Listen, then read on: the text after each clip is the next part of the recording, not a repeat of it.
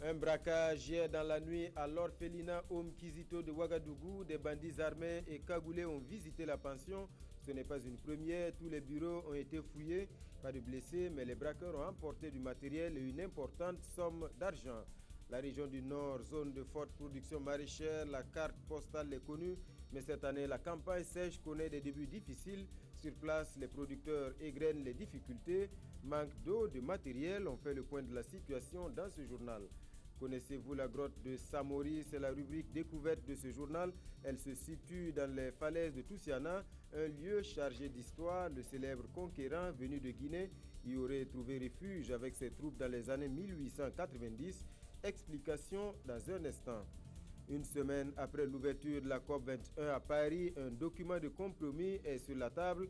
C'est le fruit du travail des experts. Le sommet entre désormais dans sa phase politique avec l'entrée en scène des ministres représentant les 195 pays en négociation. Malgré ce premier compromis, plusieurs questions cruciales restent en suspens. Voilà pour la une de ce journal. Mesdames et messieurs, bonsoir et bienvenue. Je vous le disais en titre, l'orphelinat Om Kizito a été braqué la nuit dernière. Une fois de plus, des individus armés et cagoulés ont fait irruption dans le centre. Ils ont pris le temps de fouiller tous les bureaux de l'administration. Du matériel et une importante somme d'argent ont été emportés.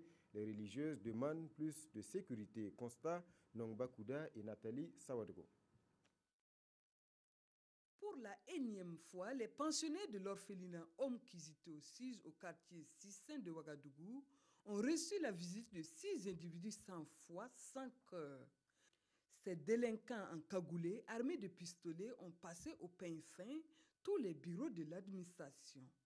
C'est autour de 3 heures que j'ai reçu un appel d'une des nurses. Elle n'arrivait pas à s'exprimer du coup de l'émotion, voulant m'annoncer la visite des voleurs. J'ai appelé une autre nurse qui faisait la garde avec elle. Et c'est cette dernière qui m'a dit qu'on a été visité. Ils ont pris de l'argent, 2 appareils photo, en plus les écouteurs et 2 ordinateurs portables. Selon la chef de département enfance, la gendarmerie et la police ont été alertées pendant le forfait. Malheureusement, elles ont expliqué ne pas connaître la situation géographique du centre. Après le constat, on a fait le tour de la clôture. On a constaté qu'il y avait les traces de la voiture. Et c'est là que le gardien nous disait qu'ils ont escaladé le mur. Et il a pu dénombrer 6 personnes masquées qui étaient armées. Ils ont tabassé le gardien, en plus un agent de santé. Et après les avoir ligotés, ils ont enfermés dans un de bureaux. Fort heureusement, aucun enfant n'a été touché. Pour l'heure, les pertes en matériel ou argent n'ont pas été évaluées selon les responsables. Il faut signaler que la semaine dernière déjà, des individus sont entrés dans le centre et ont emporté des bouteilles de gaz. L'orphelinat Om Kizito accueille actuellement 150 enfants et les responsables interpellent les autorités pour sa sécurisation. La section Bobo Dioulasso de l'Association nationale des étudiants burkinabés prend l'opinion à témoin. Depuis le début de l'année académique, l'Université polytechnique de Bobo Dioulasso connaît des crises à répétition. Les étudiants citent des problèmes liés au transport, à la restauration ou encore à l'hébergement. Martin Zerbo, Amadou Lougué. Éclairer l'opinion publique sur l'évolution de la situation sociale à l'Université polytechnique de Bobo Dioulasso. C'est l'objectif visé par ces étudiants en organisant cette conférence de presse.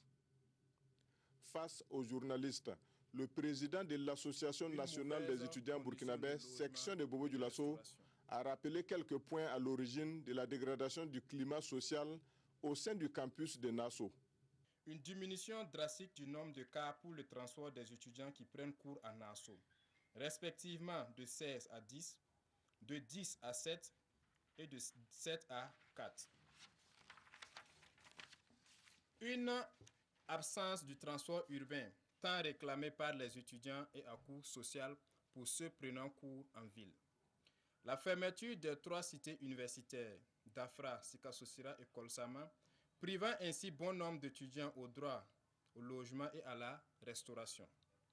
L'augmentation au double du prix du lit, de 1 500 à 3 000 francs CFA. Une insuffisance chronique du nombre de plats. Une mauvaise condition de logement et de restauration. Selon les étudiants, les multiples tentatives de médiation et les grèves n'ont pas permis de trouver des solutions idoines à la crise. Tout en réaffirmant leur disponibilité au dialogue, ils entendent se battre pour aboutir à leurs revendications.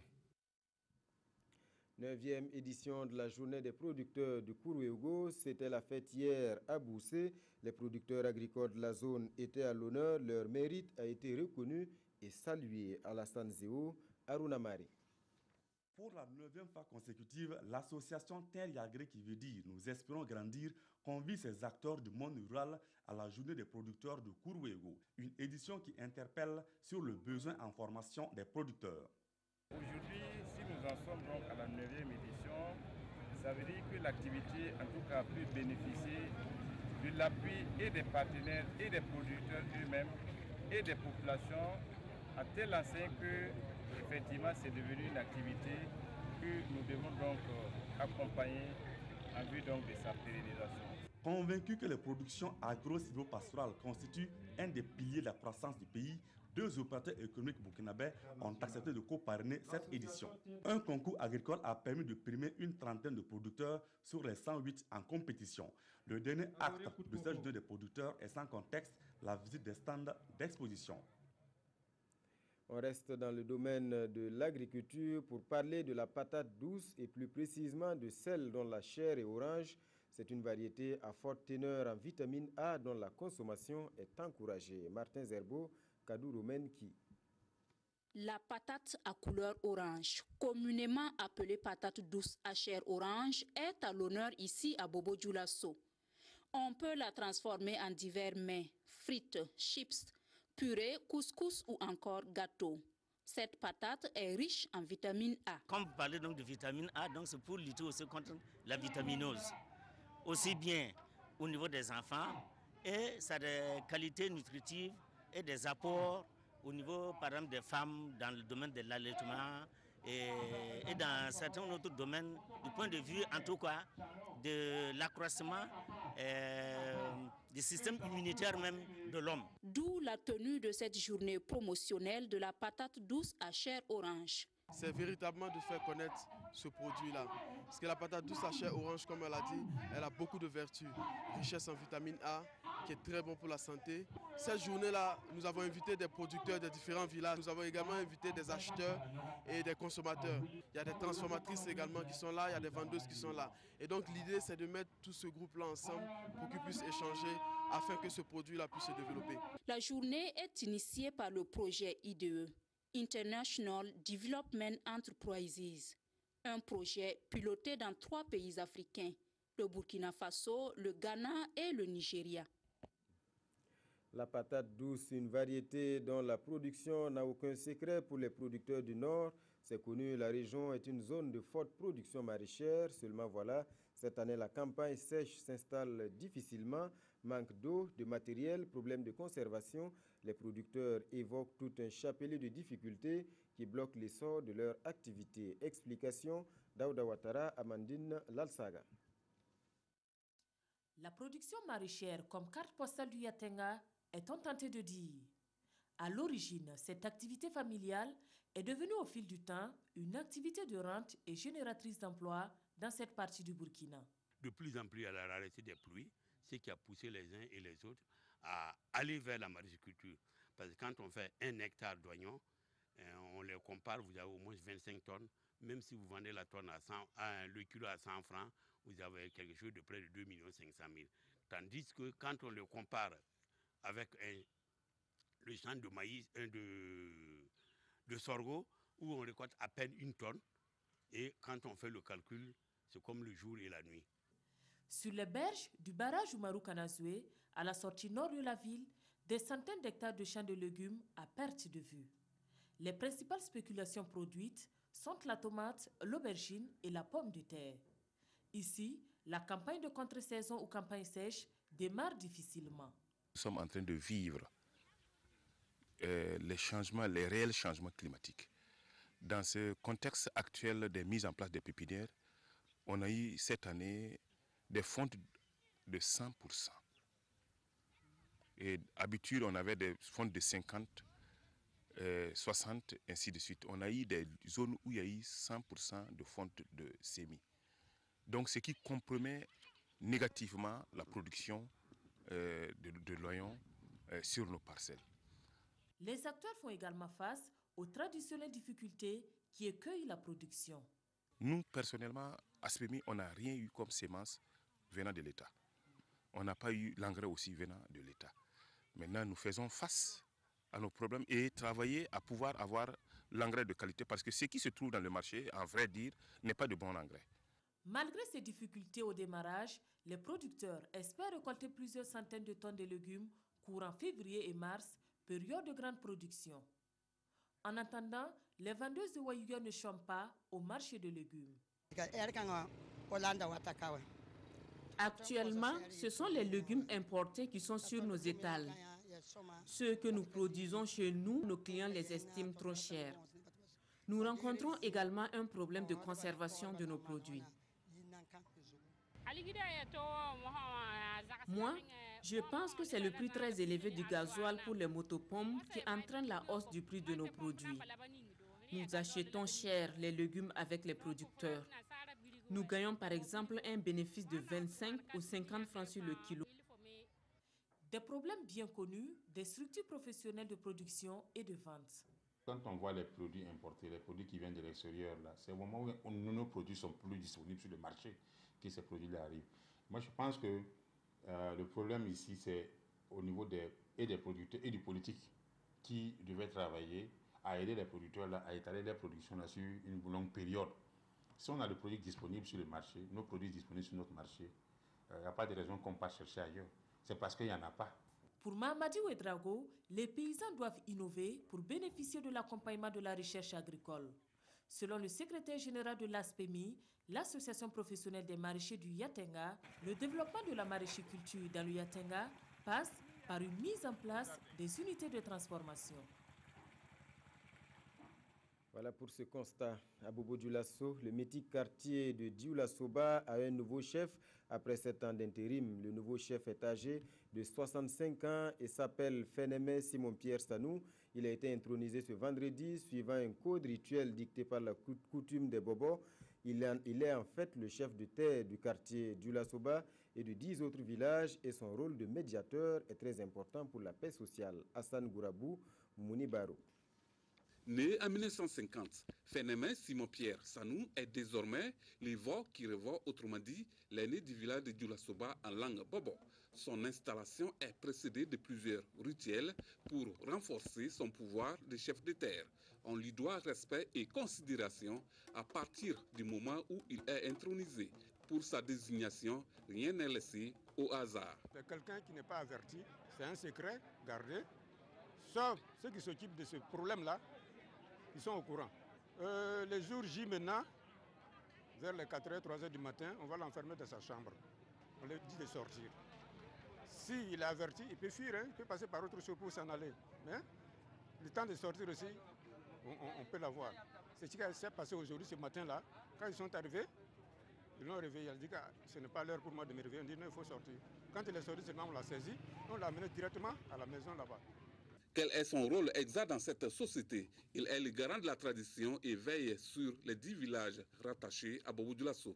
Il s'occupe des différents, par exemple mariage, bagarre, ainsi de suite.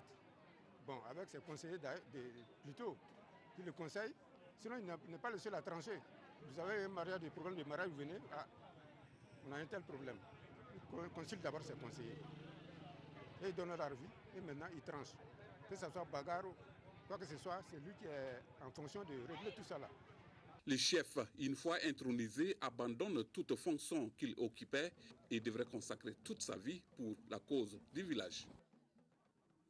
À présent, partons sur les traces d'un grand résistant aux colons. C'est l'une des grandes figures de l'histoire en Afrique. Samori Touré, dans sa lutte contre l'envahisseur, il est passé par l'ouest du Burkina et les traces sont encore là. C'est le cas de cette grotte située dans les falaises de Toussiana et dénommée la cachette de Samori.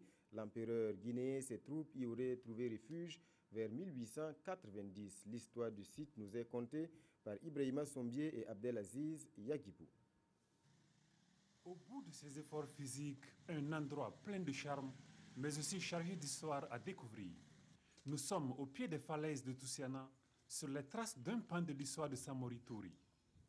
Fuyant son empire à la fin des années 1890 pour échapper à l'offensive des Français, le chef malinké aurait tenté sur son passage de conquérir des localités de certains pays de la sous-région avant de se retrouver ici à Dingasso, un village de la commune de Péni dans le Houé. Dans cette zone jadis appelée les terres de Mai, Samori Touré aurait de sources historiques livré une guerre contre le chef suprême des Tiefo, nommé Tiefo Amoro. Et c'est précisément à cet endroit que l'empereur guinéen et ses guerriers étaient basés, selon ce guide de tourisme.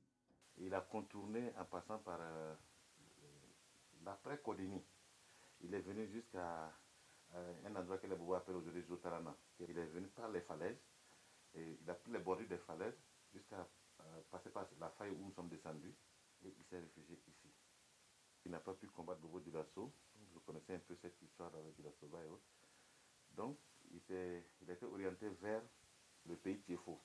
Dans les parois de cette grotte se trouverait concentrée toute cette histoire de Samori Touré sur les terres de Mai, en croire le guide de tourisme qui dit s'être abreuvé à la source des anciens. Pour ne pas être à la portée de l'ennemi, l'empereur guinéen et ses troupes auraient fait de cette grotte leur cachette. Là, c'était son lit comme ça. Ça n'a pas été touché en tout cas. Les gens ont tout fait ici, mais n'ont pas touché à son lit. Quand on venait, par exemple, on disait que Samori était couché. Les gens croyaient qu'il était sur son lit, il n'était pas sur son lit. Sa vraie cachette, c'était là. Si vous venez l'attaquer, en tout cas, vous allez en tout cas arriver, Samori n'était pas là, il était invisible, mais il était là. Fidèle à sa politique d'islamisation, Samori Touré aurait marqué son séjour dans cette grotte par des écriteaux en arabe. Ces traces étaient encore visibles dans un passé récent, nous apprend le guide. C'était un marabout, il charlatait aussi. Tous ces murs-là étaient bondés d'écritures en arabe. Je crois qu'il y a quelques-unes qui ont été sauvées par un vieux, mais qu'on n'a pas encore eu la copie. À moins de 100 mètres de la grotte, une chute d'eau à la beauté sauvage des plus séduisantes. Selon le guide de tourisme, c'est à cette source que Samori Touré se ravitaillait en eau. Un endroit interdit d'accès aux griots et où se pratiquent de nos jours des rites. Nous sommes ici à la source Tcheka Menena. Tcheka Menena, c'est un peu en bobo, mais ça veut dire que les griots ne doivent pas boire cette eau-là. Donc, voilà. Donc si vous êtes griot, vous pouvez venir visiter le site, mais vous ne pouvez pas mettre les pieds dans l'eau, ni boire cette eau. Il se ravitaillait aussi d'eau ici. Et de l'autre côté, il y a deux endroits où il se ravitaillait d'eau. Je crois que quand il a vu que ces griots avaient bu de l'eau ici, ça avait mal tourné. Donc je crois qu'il avait arrêté ça, et c'est de l'autre côté, il se ravitaillait. Mais quelles raisons ont-elles guidé les pas de cet indésirable des colonisateurs français vers cette partie du Burkina? Samori Touré cherchait à conquérir Bobo. La raison essentielle, c'était le marché. Le marché de Sia était un marché de chevaux. Tous les conquérants se ravitaillaient en chevaux. Tiba Traoré, tout comme Samori Touré, cherchait à se ravitailler en chevaux à partir de Bobo. Mais c'était également un marché de munitions. D'autres sites riches en histoire, tels la cache d'armes de Tiefo Amoro, restent dissimulés dans ces falaises et dont la découverte dépend des anciens, des dépositaires des secrets de Dingasso qu'il va falloir travailler à convaincre, indique le guide de tourisme. Du reste, pour préserver la beauté naturelle de ce site, dont la valorisation pourrait générer des revenus et des emplois, un cri de cœur est lancé à l'endroit des potentiels partenaires et responsables en charge de la culture. Voilà, un site chargé d'histoire à découvrir. Donc, revenons à notre réalité immédiate. La ministre de la Promotion de la Femme était à Dédougou cette semaine dans la région. Plusieurs femmes et groupements de femmes ont reçu un coup de pouce du gouvernement de la transition pour booster leurs activités. C'était il y a quelques mois, des équipements, mais aussi des financements. Bibiane Ouedraogo est allée mesurer les résultats. Bakary Seri, Nayalagdopol Sawadogo. C'est avec une grande joie que les bénéficiaires du matériel octroyé par le gouvernement aux femmes ont accueilli la ministre chargée de la promotion de la femme. Bibiane Ouedraogo, après constat des performances des femmes, s'est dite satisfaite des résultats atteints par les bénéficiaires. Elle a tenu à les encourager à redoubler d'efforts dans la lutte contre la pauvreté, surtout dans le milieu féminin. L'objectif de ma visite ce matin ici, c'est vraiment d'encourager les femmes et surtout de voir ce qu'elles ont pu faire avec tout ce qu'elles ont pu recevoir, que ce soit en matière de financement ou en matière de technologie.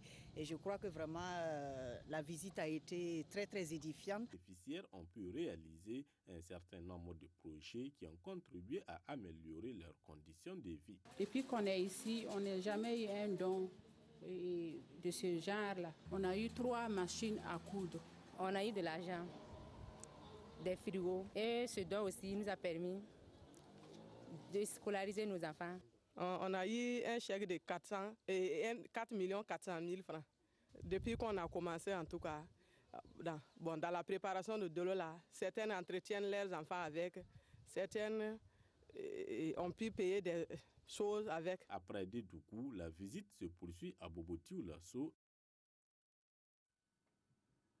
Elle s'appelle Florence Somda. Si son nom peut sembler ordinaire, ce n'est pas le cas de son métier. Florence fait dans la maçonnerie, un métier qu'elle exerce depuis 6 ans dans le sud-ouest, et cela à l'encontre de toutes les idées reçues. Son portrait avec Oumarou Sayon et Issa Kanana. Elle, c'est Florence Somda. Âgée de 35 ans, elle est l'une des rares femmes courageuses qui s'adonnent à la maçonnerie, un métier qu'elle exerce depuis 6 ans. Je la voyais avant même la formation, derrière son âne avec du sable, avec des graviers souvent qu'elle ramassait pour venir vendre. Donc quand je l'ai retrouvée encore parmi mes élèves, il y avait une particularité que j'avais collée à elle afin de bien la donner ce que j'avais aussi comme connaissance. Des connaissances qui font de cette jeune femme, issue d'une famille de 5 enfants dont 2 filles, une maçonne à part entière. Au-delà du simple emploi, la maçonnerie est avant tout une affirmation de sa personnalité. C'est pour faire valoriser aux hommes qui font dire que les femmes sont là, ils ne font rien. Malgré tous les efforts qu'elles mettent, qu'elles fournissent, qu'on ne les voit pas. Donc c'est pour faire voir que non, ce n'est pas ça. La maçonnerie est un métier d'homme dans la division sociale du travail. Florence Somda a donc dû batailler dur pour se faire une place. Il y a des manœuvres, les jours on les mettait avec moi comme ouvrier, ils ne veulent pas. Dit qu'ils ne veulent pas aller travailler, prendre une brique donner à une femme, c'est une honte pour eux. Au début, je n'ai pas cru en elle. J'ai cru que c'était passager. Mais ça vaut plus de 5 ans qu'elle est dedans. Échafaudage, crépissage, chaînage, bref, ce métier n'a plus de secret pour cette femme qui a pourtant abandonné les études à partir de la 3e. Elle maîtrise son travail. Mais je voudrais aussi qu'un jour elle devienne chef aussi, même si elle m'emploie, il n'y a pas de problème. On a fait une bonne collaboration avec elle, et surtout dans le sens de la pratique des travaux et sur les chantiers, les différents chantiers qu'on a eu à réaliser ensemble. Bon, elle a été en tout cas, j'allais dire, beaucoup parfaite là. Une perfection acquise au prix de longues années de pratique qui ont conduit Florence hors du Burkina, notamment en Côte d'Ivoire. On a construit les appartements militaires dans la cour d'Alassane. Aussi, on a fait le clôture de l'université. J'ai déposé même les grilles. Quand le chantier est arrêté, maintenant, je suis allée à Susconstruction. On a construit les cités Pétossi. Ça, c'était à Benjeville. Hors des chantiers, Florence est avant tout une femme au foyer, mère d'un petit garçon. Son homme ne cesse d'ailleurs d'admirer son talent et son courage. C'est un honneur pour moi d'avoir au Burkina Faso une femme battante. C'est la représentation même du 8 mars. Quand je la vois sur l'échafaudage, quand je la vois maçonner, je suis fier. Parce que même en Europe, il n'y a pas, moi je ne connais pas de femmes en Europe maçon. Il y en a peut-être, mais moi je n'en connais pas. Il y en a dans la plomberie, dans l'électricité, mais la maçonnerie c'est physique. C'est une fierté de la voir maçonner. Quand les gens viennent et disent voilà, ça c'est ma femme qui a fait ça. Unique femme au sud-ouest à exercer la maçonnerie, elle déplore du reste le manque d'accompagnement de l'État. Pour les rares des femmes que je sois ici, je veux dire que l'État ici au Burkinabé ne nous encourage pas. Il ne nous encourage pas, on n'a pas de soutien. Voilà pourquoi moi-même j'ai tendance même à faire ma retraite vers l'élevage. Un projet qu'elle entend réaliser avec l'appui de son conjoint. Mais en attendant, Florence Somda plaide pour que l'État et les ONG présents au Burkina travaillent à créer chez les jeunes filles de l'engouement autour de ces métiers. Courage Florence. Un autre portrait dans ce journal, celui de Aboubakar Traoré, amputé d'un bras à l'enfance. Il est aujourd'hui mécanicien au quartier Belleville de Bobo-Dioulasso. À force de volonté, Aboubakar transcende son handicap, un bel exemple de courage. Mireille Carole Tougma, Ali Traoré. Il n'avait que 5 ans quand il fut amputé du bras gauche. Et cela suite à une chute au milieu d'un tas de ferraille. Aboubakar Traoré, plutôt que de se résigner, décide de prendre son destin en main. J'ai vendu les maquis au village. Après ça, ma maman m'a payé un barrique d'eau. De me débrouiller, amener barrique d'eau. J'ai fait pousser barrique à la maison et amener l'eau à la maison. Dans tout ça, j'ai pris maintenant pour commencer à pousser l'eau, servir les gens. À travers ces petits métiers, il essaie de se frayer un chemin avant de trouver son compte dans la mécanique. Un métier qu'il exerce en usant de tact pour la satisfaction de sa clientèle. Son travail est correct. Chaque fois que je viens chez lui, qu'il puisse me dépanner pour ma moto. Presque les gens là de ce coin ont confiance en lui. Permanemment, j'amène en cas de crevaison ou soit quand je vais changer ma chambre, je viens ici. Le métier qu'il mène avec son handicap, je vois que c'est très noble. Grâce à son courage, Aboubakar Traoré arrive à se prendre en charge. Et c'est avec fierté que les siens en parlent. Pour ce qu'il fait là, c'est bien. Ça nous encourage même. Quelqu'un qui est comme ça, et puis il travaille là même, c'est bien. Il y a des jours où il gagne de l'argent et il m'en donne. Mon souhait est que son activité progresse car je suis fatigué et c'est lui qui prend soin de moi. Ceux qui sont comme moi, il ne faut pas qu'ils vont penser qu'on ne peut pas travailler sans, si ce n'est pas mendier là, on ne peut pas faire quelque chose. Ceux qui sont comme moi, ils n'ont qu'à faire, toujours prendre l'exemple, travailler.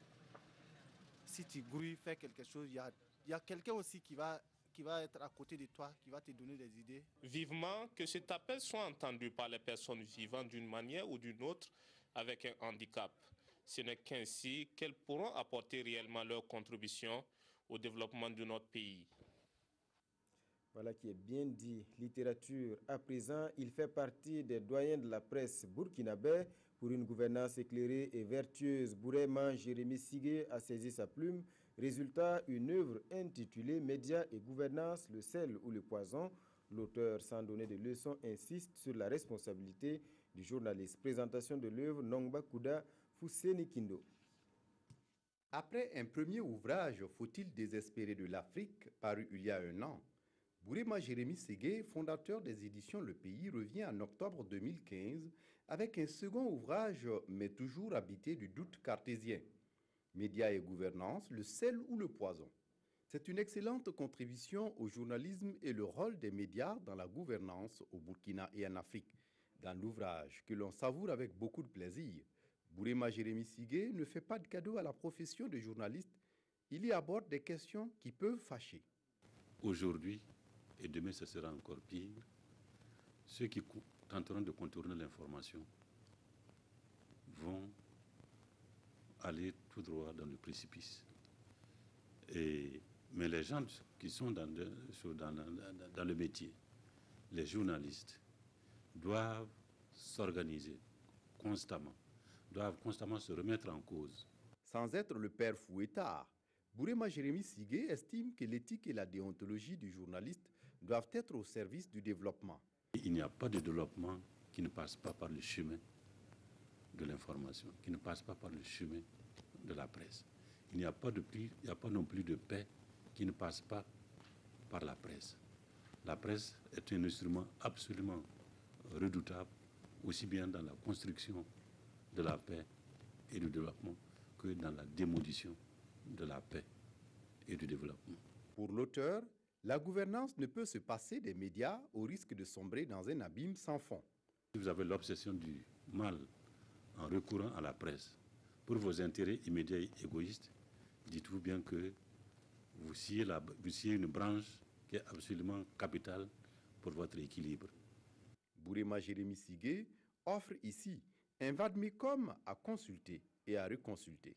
Je crois que quand on a fait plus de 40 ans de ce métier, on doit avoir à cœur de laisser une sorte de mémorial pour ceux qui viennent après vous.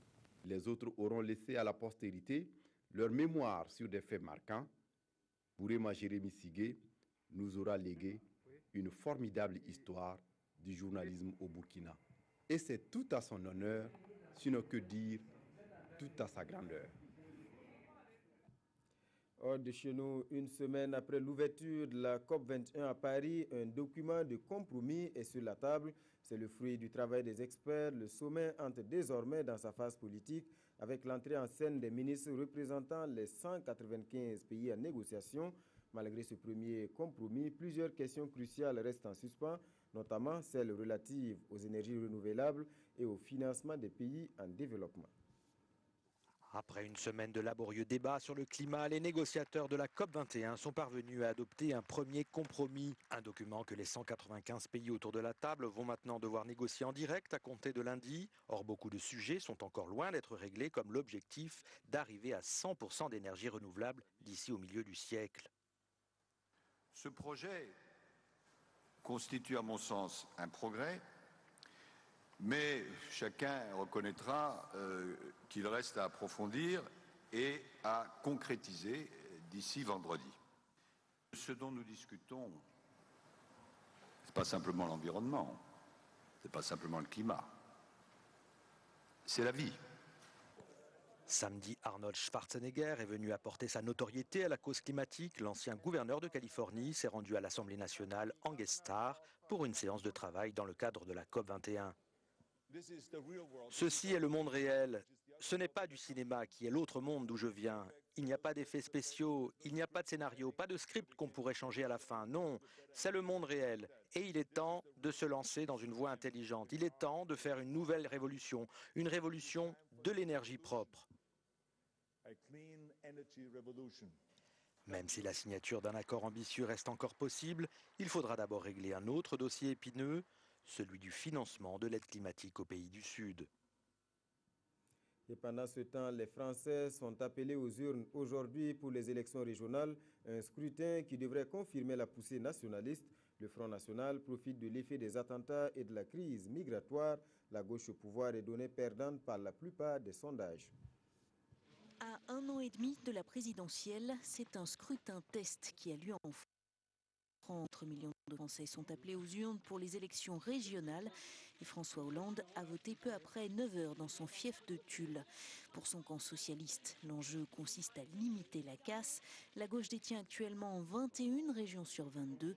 Avec la nouvelle carte régionale, il n'y en aura plus que 13 en France métropolitaine et la gauche risque de se retrouver 3e dans au moins 7 d'entre elles à l'issue de ce premier tour.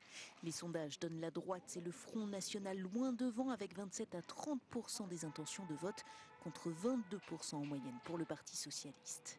Les inquiétudes autour de la sécurité et de l'immigration ont donné des ailes à l'extrême droite qui devrait décrocher ses premières présidences de région.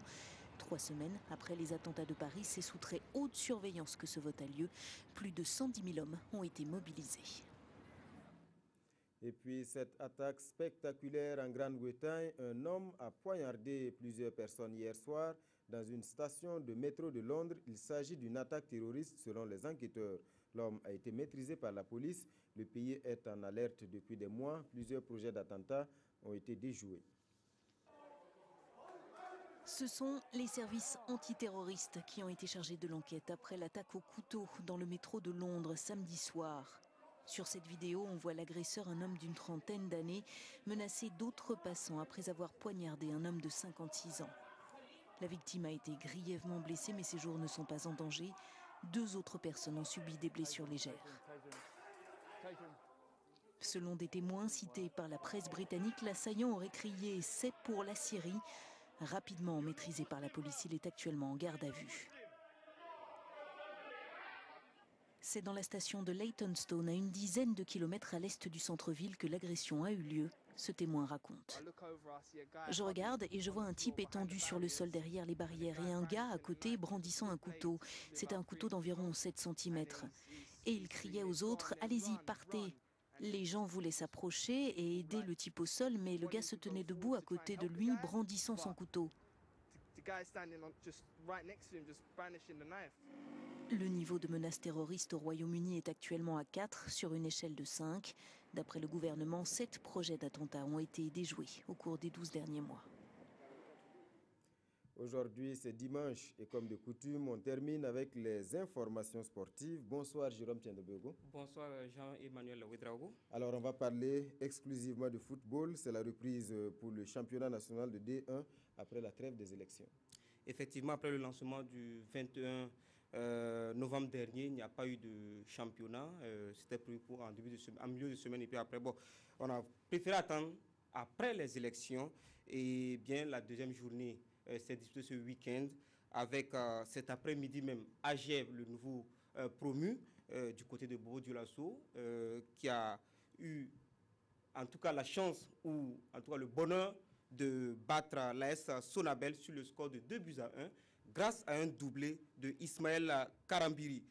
Et en attendant de vivre ces images demain au magazine des sports, nous vous proposons avec la réalisation, si vous permettez donc du côté de la régie, de voir la victoire de l'Union sportive du Yatenga, un autre promu. Vous voyez le travail de donc, Isaka Doumbia qui trouve la tête de Pugnogo pour l'ouverture du score et c'est 1-0 pour l'USI au détriment donc de l'EFO. Et du côté du Stade du Cadou, toujours, on a la deuxième opposition, USFA RCK, et le premier but est signé Franck Youmou. L'égalisation va venir tout de suite avec sur cette faute qui donne lieu à un penalty pour le RCK. Les Faucons ne vont pas trembler. Avec Mohamed Silla qui marque, il ne jubile pas parce qu'il vient de l'USFA. Donc c'est son ancien club. Et en toute fin de partie, vous voyez le tableau d'affichage, 5 minutes de temps additionnel. Et c'est dans ce temps-là que donc Brice Nikema trouve le fond du filet, 2-1 pour le RCK. Et on va donc du côté, ce n'est pas fini la réalisation, si vous permettez toujours, du côté de Koudougou, le BPS a défait le Santos sur le score d'1-0 grâce à un Samou, il s'appelle Drabo Mamadou, il a marqué pour le BPS. Bravo. Alors, pour le reste de cette deuxième journée, Majestic s'est incliné à domicile à Podong, 0-1 devant l'ASFA Yenenga. Le champion en titre RCB a partagé la poire avec l'USO, 0-0. Score nul, un but partout pour Bankui à domicile face à l'ASFB, c'était donc à Dédougou. Et c'est le COSAF qui réalise la meilleure affaire de cette deuxième journée en battant l'USCO en déplacement donc à Banfora sur la note de 2-0. Et du même coup, COSAF prend la tête du championnat à l'issue de cette deuxième journée. 4 points plus 2, sous réserve bien sûr de confirmation de la Ligue de football professionnel. Voilà, Jérôme, vous avez été complet donc sur cette deuxième journée. Des nouvelles également des étalons professionnels dans leur championnat. Alors, on va parler de Bakary Koné qui gagne un peu la confiance de Hubert Fournier. C'est du côté de la Ligue 1 en France. Il est titulaire pour la deuxième fois après avoir été titulaire justement en milieu de semaine. C'était contre Nantes 0-0, mais cette fois-ci, Lyon a perdu 2-0 face donc à Angers. Et on va aller du côté de l'Angleterre en attendant bien sûr que Modeste revienne dessus avec de plus en plus d'informations. Bertrand Traoré a joué, a foulé pour la première fois la pelouse de Stamford Bridge du côté de la Première Ligue. Et il est rentré à la 83e minute. Il a joué. Malheureusement, Chelsea était déjà mené et c'est resté 1-0. Sous la direction, bien sûr, du Special One, José Mourinho. Merci, Jérôme Tiendebego. Plus de détails demain au magazine des sports, je suppose. C'est à 21h. C'est la fin de ce journal, mesdames et messieurs. Merci pour votre attention. Demain, c'est une autre équipe qui vous retrouve. En attendant, bonne reprise de travail.